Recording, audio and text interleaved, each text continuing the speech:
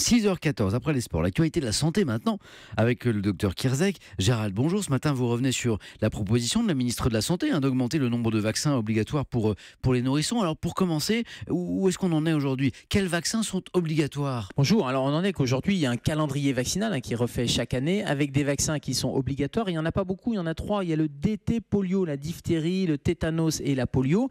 Et puis le reste, ce sont des vaccins recommandés pour la rougeole, oreillon, rubéole. Et puis les autres, c'est un peu recommandé à la libre appréciation des familles, des médecins, l'hépatite B, la coqueluche. Donc on en a 3 obligatoires, 8 recommandés. Et finalement, on arrive à une situation où les Français, il y a une espèce de défiance. Un Français sur 2 est sceptique sur l'efficacité des vaccinations. Et on voit que le taux de couverture vaccinale baisse avec, je citais la rougeole à l'instant, 10 enfants qui sont décédés depuis 2008 parce qu'ils n'étaient pas vaccinés. Donc on en arrive à une situation qui est un peu un cafouillis et un problème de confiance vis-à-vis de la vaccination. Gérald, selon vous, la proposition de la ministre de la Santé, bonne ou mauvaise?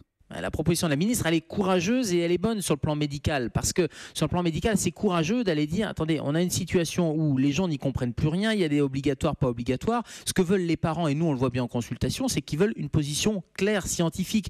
Donc le fait d'avoir 3 obligatoires et 8 recommandés, et sa proposition c'est de dire on va passer à 3 plus 8, c'est-à-dire 11 obligatoires de manière limitée dans le temps, ça ne peut être qu'une bonne proposition sur le plan médical parce que ça permet de clarifier le discours et de redonner la confiance. Et quand on voit que les vaccinations depuis des années sauvent des vies et que malheureusement depuis des années on a une diminution du taux de couverture vaccinale, il faut bien se rappeler que le vaccin c'est pas uniquement un geste individuel, c'est aussi un geste collectif et ça c'est important de le rappeler. Gérald, on est à la veille des vacances. Est-ce qu'il faut faire vérifier ces vaccins?